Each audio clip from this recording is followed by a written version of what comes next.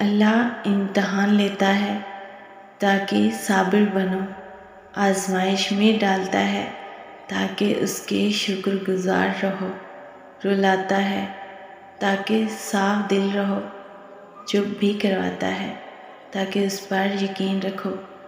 دنیا کے لوگ اور ان کی عدالتیں ناانصافی کر سکتے ہیں، مگر وہ رب ناانصافی نہیں کرتا۔ وہ رحمان ہے، رحیم ہے، مگر جو اس کے بندوں کی دل آزاری کرتا ہے نا، وہ اس کا حساب بھی لیتا ہے۔ تمہارا صبر تمہیں ان مقامات تک پہنچا سکتا ہے جس کا تم گمان بھی نہیں کر سکتے، اور اس کے لیے تمہارا یہ جاننا ضروری نہیں کہ آگے کیا ہوگا اور کیسے ہوگا۔ یہ کام تم اللہ پر چھوڑ دو۔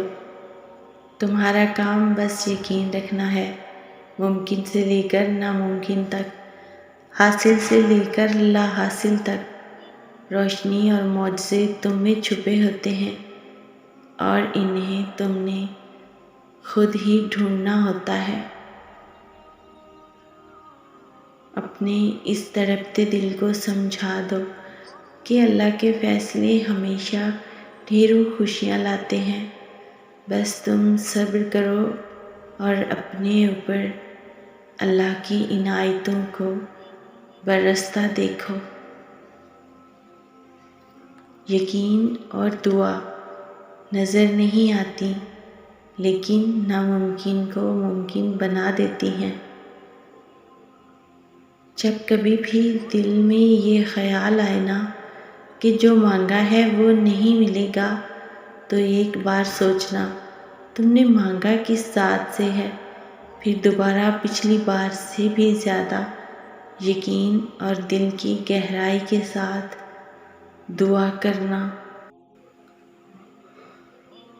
تم بس قبولیت پر یقین رکھنا، یا تو وہ وقت آنے پر تمہاری من پسند چیز سے نواز دے گا، یا تمہارا دل اپنی رضا میں کر دے گا۔ دونوں صورتوں میں بہتری آپ کی ہی ہوگی۔ اس پر یقین رکھنے والے کبھی مایوس نہیں ہوا کرتے۔ اس پر یقین رکھنے والوں کے لیے پھر معجزے ہوا کرتے ہیں، اور جو صبر اور یقین کرتے ہیں تو ان کو ان کی چاہ سے بھی زیادہ سے نوازا کرتا ہے، اور رب سے محبت کرنے والوں کے دل رب پہلے سے بھی زیادہ مضبوطی سے جوڑ دیا کرتا ہے۔